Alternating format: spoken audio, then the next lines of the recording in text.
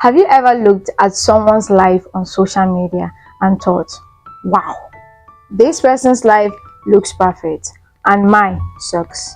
Yeah, I've been there. But what if I tell you that comparison is lying to you?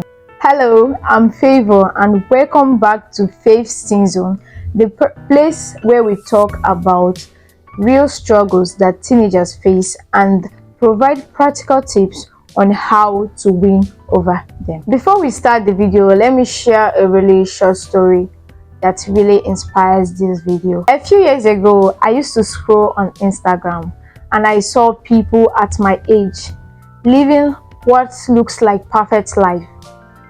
Clear skin, expensive clothes, a happy family, the perfect relationship. And I will sit there and think, why don't I measure up?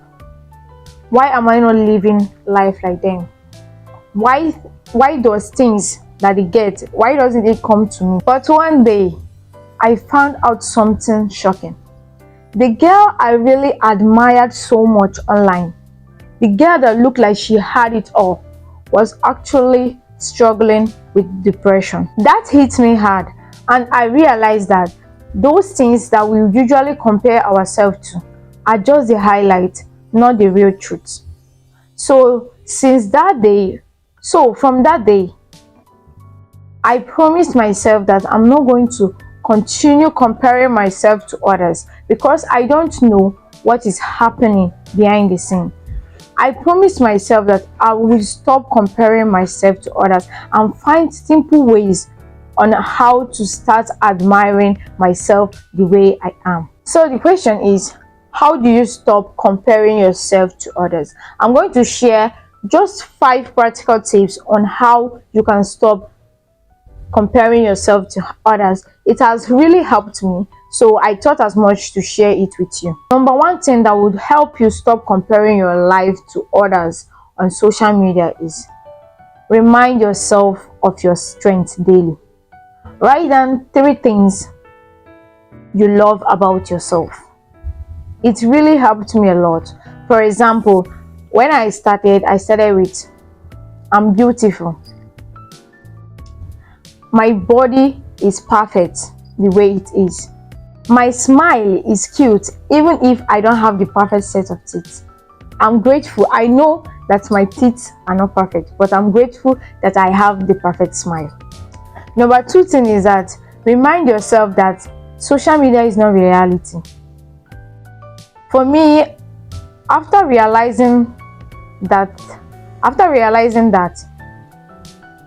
I had to tell myself whenever the need of comparison or the thought of comparison comes to me, I usually remind myself that what I'm seeing on social media is not real life. If social media makes you small, or if social media makes you shrink, or makes you think or belittle yourself, take a break, drop that phone and remind yourself that you are enough the way you are, that what you are seeing online is not the real truth. Most of them are not the real truth. Another thing to help you stop comparing yourself to others is that focus on your process. If there is any need for you to start comparing yourself to others, compare yourself with who you are today and who you were yesterday.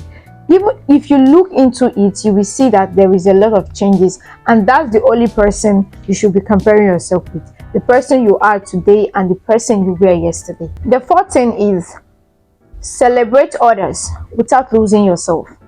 Their success doesn't cancel out yours. You can be happy. I didn't say you should not be happy for someone. You can be happy for someone, but don't forget to also clap for yourself. You deserve it. And the last one is practice gratitude. Write down things that you are grateful for every single day. It helped me a lot because back in the days when I was comparing myself to others, when I was still in the shackles of comparison, here's what I did. I have a separate book for that. Every day I will write down what I was grateful for.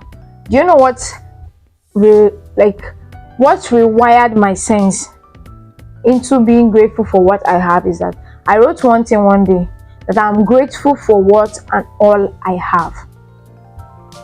Then I used to compare myself with others who I see Then I used to compare myself with others.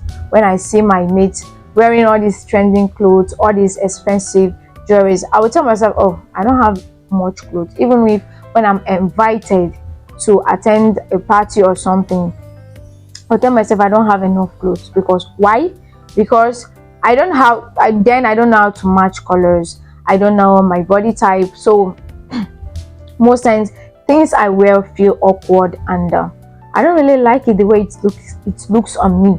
So I rather stay at home than to go there. But when I look into my bag, I have lots of clothes. But for me, I don't have any clothes. Do you know what I did? I went on Pinterest. I started searching on how I can match colors of clothes properly. I started learning about my body type. I went and found out about my body type, things that I can wear that will complement my body type. And when I started applying those things, I saw a lot of changes. It boosted my confidence, and I stopped comparing myself, knowing fully well that what I have already is enough. Instead of me saying that I don't have because others have what I don't have. So I'm making use of what I have. Even now, I'm not even complaining about having no clothes, because I know that I have enough. Because now I know how to match clothes better. I know how to combine clothes, even if they are not for my body type, but I have the clothes. I know how to combine it to complement my body type. So that is the one thing you can do to start being grateful for what you have, and stop comparing yourself to others. You don't need to compete with others to be valuable. The world doesn't need another version of them. It needs you. So if you are ready to stop comparing yourself to others and start embracing who you are, stick around with me on this journey, and I would love to know the topic you would like me to explore on next time. Until then, remember that your action today shapes your future.